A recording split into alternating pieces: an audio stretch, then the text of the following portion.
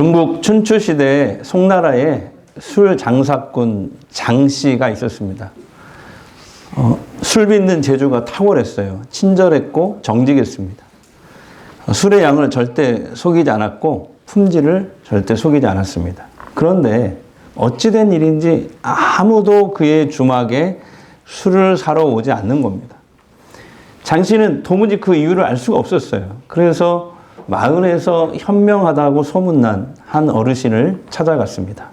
어르신, 왜 제 주막은 장사가 되지 않을까요?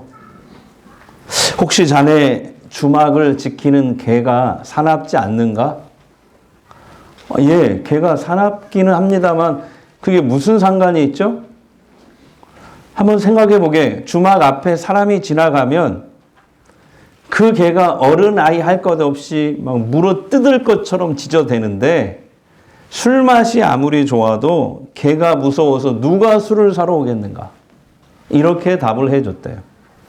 여러분, 교회도 마찬가지입니다. 교회는 건물이 아니잖아요. 에클레시아, 예수 믿는 성도들, 바로 우리가 교회인 줄 믿습니다. 그런데 교회가 복음이 아무리 좋아도 그 성도들이 까칠하고 사납다면 누가 교회 문턱을 쉽게 넘어 들어올 수 있겠습니까? 그래서 여러분, 교회는요, 크고 좋은 건물, 그 다음에 좋은 프로그램보다 더 중요한 게 뭐냐? 바로 교회 사람들입니다. 물론 좋은 교회는 상처나 문제가 전혀 없는 교회가 아닙니다. 상처나 문제가 생겨도 그것을 지혜롭게 극복하거나 줄여가는 교회입니다. 자, 오늘 본문에 여러분, 초대교회 당시에 싸움을 제일 잘하는 교회가 나옵니다. 그래서 오늘 제목이 뭐예요? 싸움을 제일 잘하는 교회입니다. 바로 고린도 교회입니다. 교인들이 네 파로 갈라져서 12가지 이슈, 12가지 문제로 싸우고 있어요. 교회 안의 이 갈등과 분쟁을 우리는 어떻게 해결할 수 있을까요? 자, 먼저 우리가 고린도 교회의 분쟁과 다툼의 원인이 뭔지, 그리고 그게 왜 심각한지를 알아야 됩니다. 고린도 교회는 바울이 2차 전도 여행 때 성령의 이끌림을 따라서 아시아로 전도하려고 했는데 하나님이 틀어가지고 유럽으로 가라고 했잖아요. 그때 고린도라는 그 도시에 머물면서 1년 6개월 머물면서 전도하고 개척한 교회가 고린도 교회입니다. 오늘날 그리스에 속해 있어요. 우리 소권사님은 다녀오셨는데 그때 거기 갔을 때 고린도 운하 보셨죠? 멋진 그 운하. 거기가 이제 고린도 교회 유적이 있죠. 바울이 에베소에서 목회할 때, 이제 시간이 흘러서 에베소에서 목회할 때 이 고린도 교회의 안 좋은 소식을 들은 거예요. 고린도 교회가 지금 네 파로 갈라져서, 다시 말하면 바울파, 아볼로파, 게바파, 그리스도파, 이렇게 네 파로 갈라져서 분쟁을 하고 있다는 소식이었어요. 사사건건 부딪혔어요. 요즘으로 말하면요, 당회 때도 부딪히고 재직회 때도 부딪히고 공동회 때도 부딪히고 싸우는 겁니다. 자, 바울파는 어떤 사람들이냐면 아마 바울과 함께 이 고린도 교회를 개척하고 함께 고생한 초창기 개척 멤버일 가능성이 높습니다. 아볼로파는 누구냐면은 바울의 후임으로 고린도 교회를 목회했던 아볼로 목사님을 추종하는 성도들입니다. 아볼로는요, 학식이 높고, 성경에 이렇게 나와요, 설교를 아주 잘했습니다.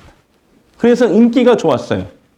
사실 고린도 교회의 개척자인 바울은요, 글은 잘 썼어요, 글은. 그래서 신약 성경의 절반을 바울이 썼잖아요.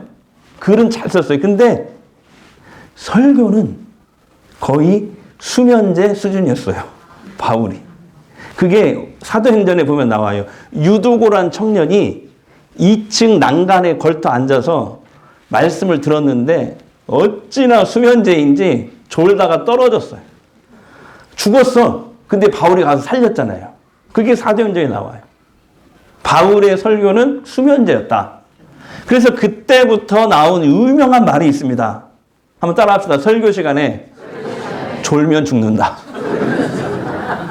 네. 그거 누가 말한지 아세요? 그 유명한 말을? 제가요. 박철영 안 되고 박철 목사 아니면 해야지. 일부 때도 그러더만. 예. 제가 한 말이에요. 다시 옆 사람에게 설교 시간에 졸면 죽습니다. 자, 개바파는 뭐냐면 개바파는 원래 베드로는 예수님이 붙여준 별명이고 베드로의 원래 이름이 게바입니다. 본명이 게바예요. 그러니까 이 베드로 사도가 고린도 교회를 목회했는지 안 했는지는 몰라요. 정확하게 모르지만 어쨌든 우리는 수제자인 예수님의 수제자인 이 베드로가 제일이다. 그래서 그 베드로를 추종하는 그룹입니다. 그게 게바파.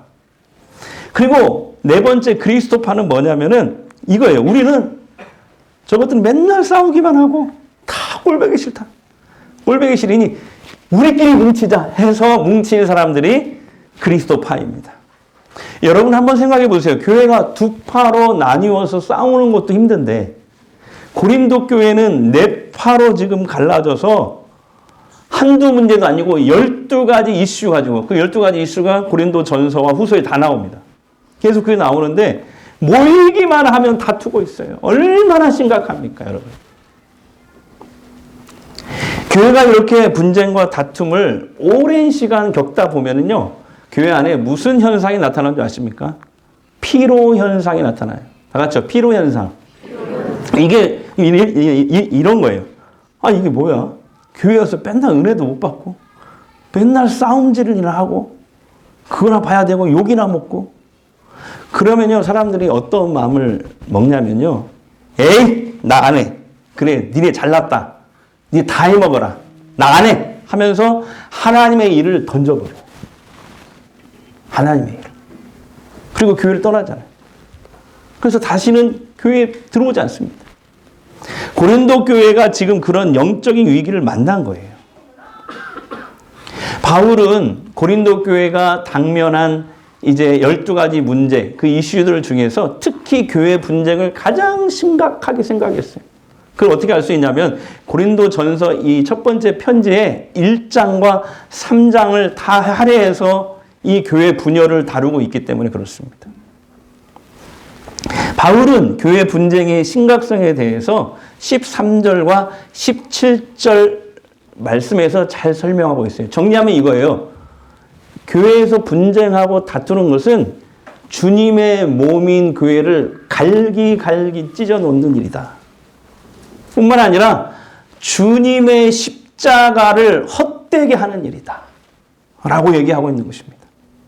자, 그러면 이 고린도 교회의 분쟁 원인은 뭐냐면은 바로 이런 거예요. 사회 풍조가 교회 안에 들어온 거예요. 당시 이 고린도시는 그리스가 이 헬라 철학이 시작된 곳이잖아요. 소크라테스라든지 플라톤이라든지.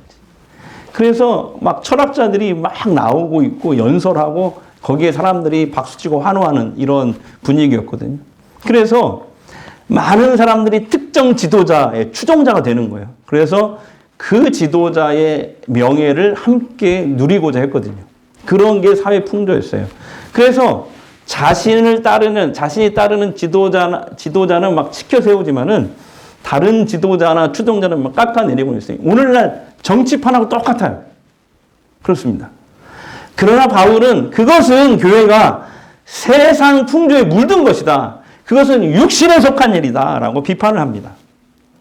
그래서 이렇게 얘기해요. 교회는 바울의 것도 아니고 아볼로의 것도 아니고 베드로의 것도 아니고 그 누구의 것도 아니다. 교회는 사람을 따르는 곳이 아니라 오직 교회의 머리 대신 예수님만 따르는 주님의 몸이다. 라고 강조하는 것입니다. 그런데 지금 고린도 교회는 주님의 몸이 아니라 마치 머리가 내달린 괴물처럼 점점 바뀌어가고 있는 거예요. 자, 그렇다면 오늘 본문에서 제시한 이 교회 분쟁과 다툼의 해결책은 뭘까요? 첫 번째는 바로 이것입니다. 다 같이 읽어볼까요? 교회 성도들이 주의 말씀을 기준으로 같은 말, 같은 마음, 같은 뜻으로 하나 되어야 한다. 자, 10절 말씀 보겠습니다. 시작. 형제들아, 내가 우리 주 예수 그리스도의 이름으로 너희를 권하노니 모두가 같은 말을 하고 너희 가운데 분쟁이 없이 같은 마음과 같은 뜻으로 온전히 합하라. 그러니까 하나가 되기 위해서는 세 가지가 같아야 된다는 거예요. 말, 마음, 뜻. 자, 시작. 말, 마음, 뜻. 근데 이 같아야 되는 기준이 뭐예요? 뭘 기준으로 우리가 합쳐야 된다는 거예요? 하나가 된다는 거예요? 주님의 말씀입니다. 주님의 말씀과 뜻이에요. 그렇기 때문에 가장 먼저 우리가 가져야 될 태도는 뭐냐면 주님의 말씀과 뜻이 무엇인지를 분명히 헤아리는 일입니다. 26년 전의 일입니다. 제가 어느 교회에 전도사로 사역했을 때 이야기입니다. 26년 전의 일이지만 지금도 생생하게 제가 기억하고 있어요. 그 교회 그 교회 선임 장로님이 어찌나 나를 괴롭히든지, 우리 장로님은 저를 너무 사랑하시거든요. 근데 그때는 그 선임 장로님은 어찌나 나를 괴롭히는지 그분은 전도사는 자기 종쯤으로 생각했어요. 어느 날 태풍이 갑자기 불었습니다. 그래서 교회당 지붕 일부가 뜯겨져 나갔어요. 그런데 장로님께서 재직회 때 공개적으로 목회자를 책망하는 발언을 합니다. 도대체 목사님과 전도사님은 교회에서 하루 종일 뭐 하고 있는 거예요? 교회 지붕이 날아가는 것도 관리 안 하고 집에서 뭐 했어요? 황당했습니다. 여러분 황당하지 않으시나요? 황당하면 좀 고개를 끄덕이든지 뭐 해보세요. 근데 담임 목사님이 저는 막 열불이 이렇게 나는데 그때 제가 29살이었대요. 한참 혈기가 왕성한 그런 때였잖아요. 저는 막 열불이 나는데 담임 목사님은 죄송합니다. 고개를 먼저 숙이더니 꼭 참더라고요. 다음 날 담임 목사님과 전도사인 제가 지붕에 올라갔습니다. 하루 종일 일을 했습니다. 무서웠습니다. 떨어져 죽을까봐. 아파트 4층 높이였거든요. 옛날에는 왜 이렇게 성전을 지을 때 이렇게 높이 지었나 모르겠어요. 그죠? 그날 벌벌 떨면서 이렇게 일을 하고 있는데 지붕에 올라가 담임 목사님과 저하고 그 장로님이 우리가 한참 일하는데 오셨어요. 그랬더니 전도사님 잠깐 내려봐. 내려왔어요. 그랬더니 저를 심부름 시키더라고요. 땅 파라, 못 사와라, 지붕 붙이는 싱글 아세요? 싱글 사와라, 간식 사와라 등등. 전도사인 나는 그분에게 크게 대들고 교회를 사임하고 싶었습니다. 어느 날 담임 목사님이 전도사인 저를 부르더니 눈물을 뚝뚝 흘리면서 전도사님, 내가 못 나와서 전도사님을 못 지켜줘서 미안합니다. 그러시더라고요. 그래서 내가 어떻게 목사님이 눈물을 흘리니까 아이고 목사님 괜찮습니다. 제가 젊으니까 목사님이 하기 어려운 일은 다 저한테 시키십시오. 제가 다 하겠습니다. 그랬더니 세상에 목사님이 눈물 닦더니 전도사님 미안하지만 내일부터 새벽 차량 운행 좀 해줄 수 있겠어요? 그러니까 목사님이 하도 그 장로님한테 시달리니까 목사님 스스로 이제 돌파구를 마련하기 위해서 이제 내일부터 교회 부흥을 위한 특별 새벽 기도회를 선포를 하는 거예요. 근데 세상에 무려 100일 동안이나 100일. 그래서 저는 꼼짝없이 3시 30분부터 교회에서 차량을 출발해서 아침 7시 30분까지 새벽 차량을 운행해야 했습니다. 제가 한 말도 있고. 그래서 근데 그때는 제가 신혼 때였습니다. 결혼한 지 막 6개월 때라 어쩌다가 깜빡 잠이 들어 10분 정도 늦게 출발하고 도착하면 난리가 났습니다. 겨울에 추운데 교인들을 기다리게 하냐고 장로님이 저를 전화에 대고 나무랬습니다. 그때 담임 목사님은 그 장로님의 횡포를 계속 참고만 계시더라고요. 저는 제 나름대로 그 이유를 이렇게 생각했어요. 목사님께서 이제 은퇴 9년 남았고 또 목사님이 당시에 90세 넘은 노부모님 생활비도 매달 보내시더라고요. 그리고 또 이태리 성악 유학 간 아들 생활비도 매달 붙여야 하고 또한 사모님은 서울대 나오셨는데 장애인이 한쪽 발을 못 써요. 그 장애인이니까 가족들 생각해서 무조건 참으시는가 보다. 저는 이렇게 생각했어요. 근데 그게 아니었습니다. 나중에 알게 되었는데요. 죄송해요. 장로님들 계셔서 그 못된 장로 버릇 고친다고 같이 덤벼들었다가는 교회에 분쟁과 다툼이 생길까봐 그건 주님이 원하시는 뜻이 아니라고 생각하셨기 때문이었어요. 늘 강조하는 게 뭐였냐면 교회는 어떻게 하든지 성령이 하나 되게 하신 것을 지켜야 한다 라고 강조를 하셨습니다. 물론 교인 중에는 목사님을 지지하는 분들이 90%였어요. 제가 볼 때 저라면 그때는 철이 없던 전도사였어요. 그거 생각해 주셔야 돼요. 그때는 철이 없고 지금은 철이 있습니다. 예. 그때는 그렇게 생각했어요. 제가 볼 때 그 교인들하고 목사님 지지하는 90% 교인들과 함께 얼마든지 반격하고 항의하고 할 수 있는데 왜 참기만 하지? 목사님은 오히려 더 이상 못 참겠습니다, 목사님. 그 교인들을 사택에 불러가지고 달래시는 거예요. 교회가 분쟁이 일어나면 안 됩니다. 그건 주님의 몸을 찢는 일입니다. 그건 주님의 뜻이 아닙니다. 이렇게 하시면서요. 하지만 저는 그때 참으로 정신적으로 가장 힘들었던 시기였습니다. 약 2년 동안, 전도사 2년 동안. 장로님들 죄송해요. 제가 만난 최악의 장로님이었습니다. 26년이 지났는데도 생생히 그때 일을 다 기억하는 것은 그때 얼마나 제가 힘들었으면 지금도 생생하게 기억하겠습니까? 하지만 담임 목사님께서는 그런 장로님이라도 품고 사랑하고 견디는 모습을 보면서 그때 생각했어요. 목회의 길이 이런 건가? 하면서 처음으로 많은 생각을 하게 되었습니다. 교회의 화목을 위해서 목사가 이 정도까지 인내해야 되는구나. 내가 앞으로 할 수 있을까? 이런 생각을 그때 하게 됐어요. 그런데 2년 동안 이렇게 목사님을 섬기면서 보니까 하나님께서요, 그런 목사님을 막 축복하시는 거예요. 위로하시는 거예요. 그게 제 눈에 막 보이는 거예요. 그리고 놀라운 게 뭔지 아세요? 하나님은 때가 되니까 그 장로님을 알아서 막 손대시더라고요. 그 얘기는 하지 않겠습니다. 은혜가 안 되니. 장로님은 제 이 말이 무슨 말인지 아실 거예요. 그죠? 몰라요? 네. 말씀드렸던 것 같아요. 예수님이 성경에 원수는 내가 갚을 때니 원수는 네가 갚는 게 아니다. 내가 갚는 거야. 너는 오히려 원수를 축복하고 또 축복하라. 그 말씀이 옳습니다. 그리고 주님이 십자가 지시기 전날 밤에 제자들과 마지막 만찬을 하잖아요. 최후의 만찬. 잡히시기 전날 밤에. 그때 특별 기도를 하십니다. 마지막으로. 예수님이 이런 기도를 해요. 야, 잠깐 기도하자 하면서 특별 기도를 하는데 이런 기도예요. 여기 모인 제자들 뿐만 아니라 앞으로 모든 제자들이 하나가 되게 해 주시옵소서. 이 기도를 합니다. 예수님.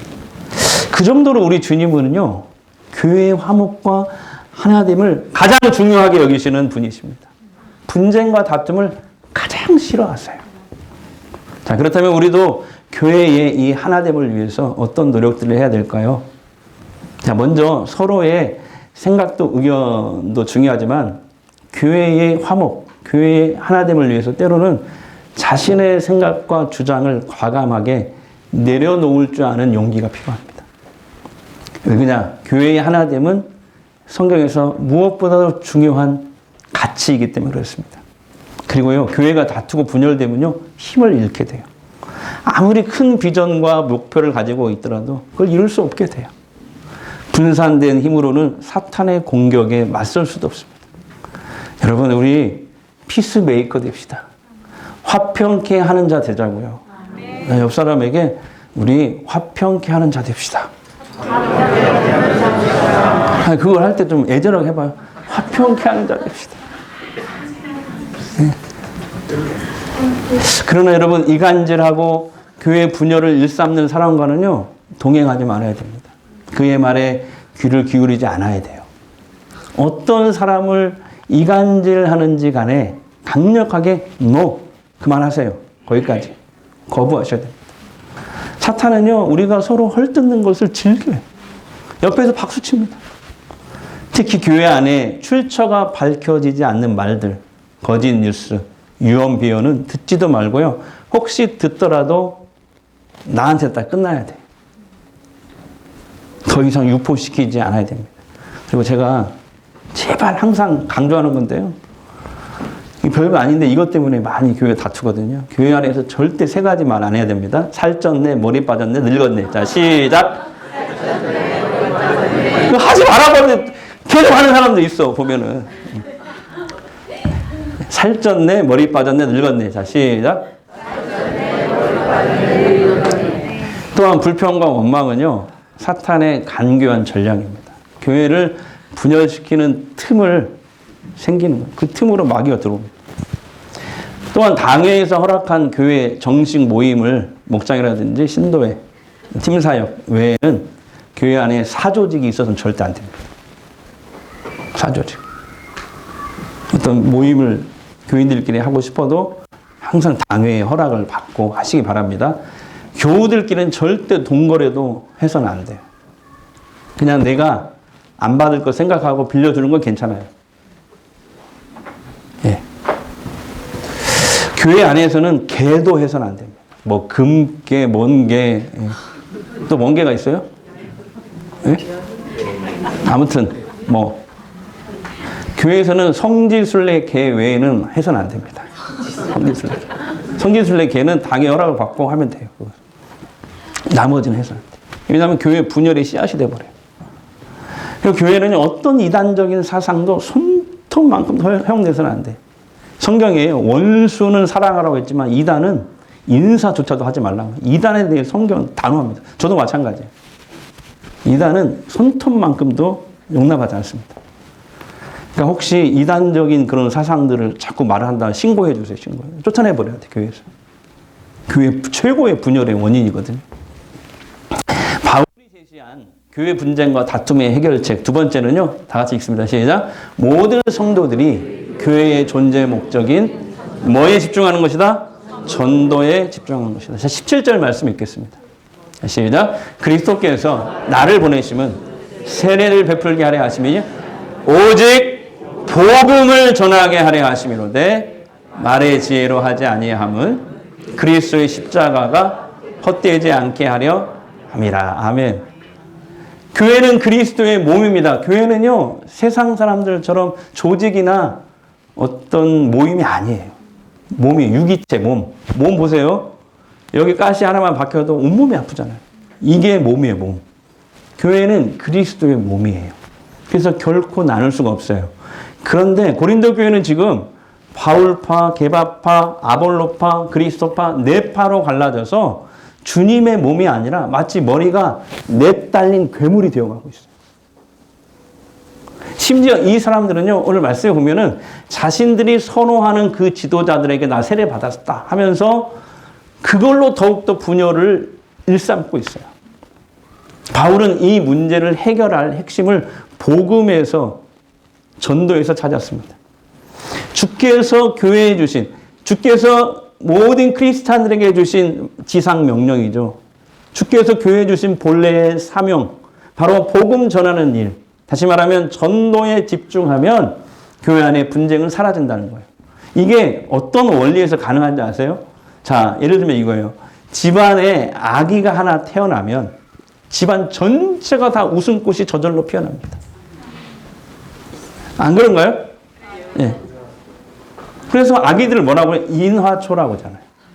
마찬가지예요. 교회가 본연의 사명인 전도에 집중해서 이제 한 영혼이 교회 안에 전도되어서 들어오고 그가 구원을 받고 신앙이 성장하는 그 모습을 보게 되면 여러분 경험하시면 아실 거예요. 그것처럼 기쁘고 행복한 일이 없어요. 교회 안에 점점 기쁨이 충만하게 됩니다. 우리 교회가 이렇게 오시는 분들이 분위기 좋다고 얘기를 하거든요. 그 이유가 뭔지 아세요? 새 가족들이 계속 들어오니까 그래요. 왜냐하면 하나님은 전도하는 교회에 사람을 보내주실 뿐만 아니라 은혜와 기쁨을 막 부어주시거든요. 집안에서도 새 생명이 새로 태어나면 온 식구들이 다 기뻐하잖아요. 그리고 엄마, 아빠는 물론이고 할아버지, 할머니, 고모, 삼촌, 이모, 또 뭐 있죠? 형, 누나, 동생은 아니고 그 아기에게 다 맞춰줍니다. 심지어는요, 세상에 나 그 얘기 들었거든요. 어느 권사님한테 아기가 똥 싸서 뭉개도 그것도 이쁘대요. 세상에. 교회도 그래야 돼요. 교회도 전도를 통해서 새 신자가 계속 들어와야 돼요. 그리고 교인들이 새 가족한테 막 맞춰줘야 돼요.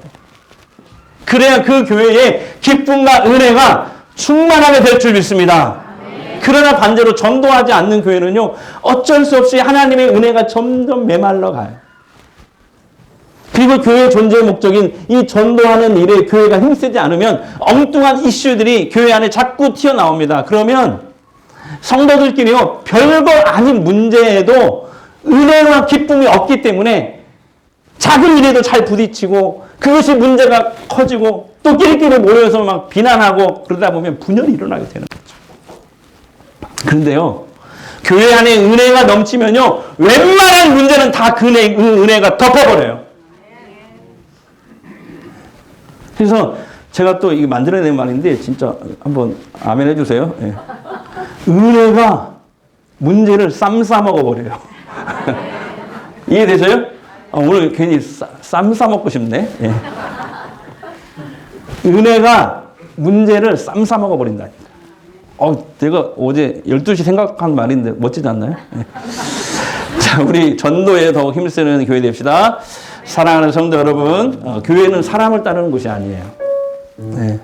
목사도 장로도 권사도 따르는 것이 아니라 오직 교회의 머리 대신 예수님만 따르는 주님의 몸인 줄 믿습니다. 사람을 따르게 될 때는 반드시 분열이 일어나요. 다투게 됩니다. 그런데 사람이 많이 모인 곳은 항상 사람들이 다양한 사고를 하고 성향이 다르기 때문에 하나가 된다는 게 쉽지 않아요. 그러나 교회는 달라야 돼요. 왜? 주의 말씀이 있기 때문에 교회 성도들은 이 주의 말씀을 기준으로 해서 같은 말, 같은 마음, 같은 뜻으로 하나 되어야 됩니다. 예. 뭐 자존심 상하면 뭐 어때요? 교회가 하나 되면 되는 거지. 그렇게 할 수 있으시죠? 네. 교회 존재 목적, 본질인 복음 전도에 우리가 또 집중한다면 교회 안에 은혜와 기쁨을 하나님이 막 부어주십니다. 사람들을 막 보내주실 것입니다. 그렇기 때문에 은혜와 기쁨이 우리 안에 있으면요, 인간적으로 보이는 이 불평과 단점이 잘 눈에 들어오지 않아요. 은혜가 있으면. 아까 얘기했죠. 은혜가 불만을, 문제를 쌈 싸먹어버려요. 근데 분열이 있고 하나 되지 못한다, 어떤 교회가. 그것은 전도에 집중하고 있지 않다는 반증입니다. 주의 말씀으로 하나 되는 교회, 즉 전도에 충실한 교회가 되어서 하나님이 기뻐하시는 교회로 우리 세워나갑시다. 할렐루야. 우리 이 찬양 같이 한번 불러볼까요?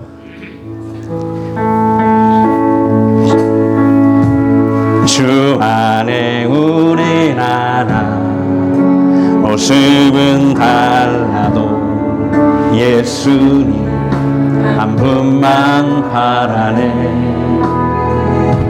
사랑과 선행으로 서로를 격려해 따스함으로 보듬어가니 주님 우리 안에 함께 계시니 형제 자매의 기쁨과 슬픔 느끼네.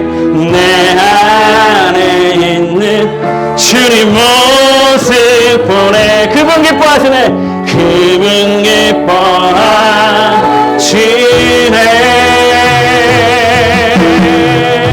주님 우리를 통해, 주님 우리를 통해 행하시 부족한 입술로 찬양하게 하시니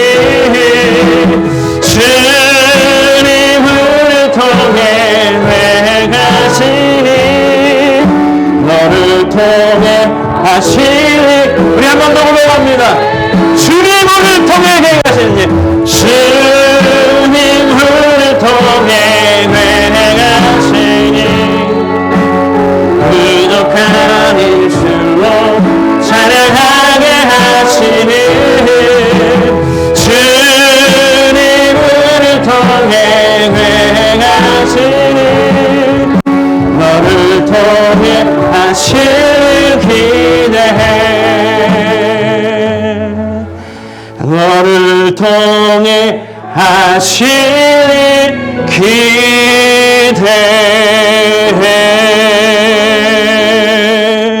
이 시간 우리 한번 합심해서 한번 기도하는데요. 바울은 고린도전서 이 편지를 통해서 분열과 다툼을 일삼는 고린도 성도들을 야단치고 있습니다. 특히 교회는 바울의 것도 아볼로의 것도 그 누구의 것도 아니라고 강조합니다. 교회는 사람을 따르는 곳이 아니라 오직 교회 머리 대신 예수님만 따르는 주님의 몸이다. 오늘 우리는 이 말씀을 가슴에 새겨야 되고 교회의 가장 중요한 가치인 이 화목을 지켜나가는 일에 우리가 동역하고 희생하고 헌신하게 하옵소서. 주의 말씀과 뜻에 항상 귀 기울이고 교회의 존재 목적인 전도에 힘써서 하나님이 부어주시는 은혜와 기쁨 가운데 교회를 잘 섬겨나가게 하옵소서. 우리 잠시 합심으로 한번 기도하겠습니다. 우리 아버지 하나님 감사합니다. 주님께서 저희들을 사랑하여 주시고 인도하여 주시니 감사합니다. 주님의 말씀과 뜻에 항상 교회죠. 교회는 사람을 따르는 곳이 아니라 오직 교회의 머리 대신 예수님만 따르는 주님의 몸이며 우리 이 말씀을 가슴에 새기고 우리 교회를 잘 섬겨나가요. 주님 도와주시고 하나님 영광 받아주시고 하나님 영광 받아주시고 주님 받아주시고 하나님, 우리 사랑하는 전주 성광교회 모든 성도들이 주님의 말씀을 따라 살게 하옵소서. 자기를 부인할 줄 아는 사람 되게 하셔서 하나님만 높이고 오직 주님만 높이고 세상을 섬기고 많은 사람들을 섬기는 정말 그리스도인다운 그리스도인들 다 되게 하여 주옵소서.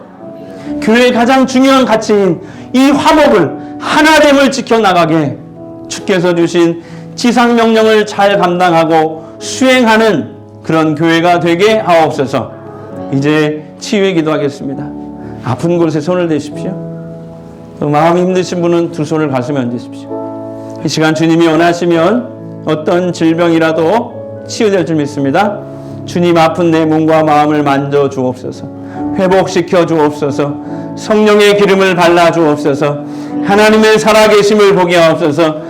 모든 질병과 가난, 고통과 저주는 예수의 이름으로 떠나갈지어다. 예수의 이름으로 저주받고 사라질지어다. 소멸될지어다.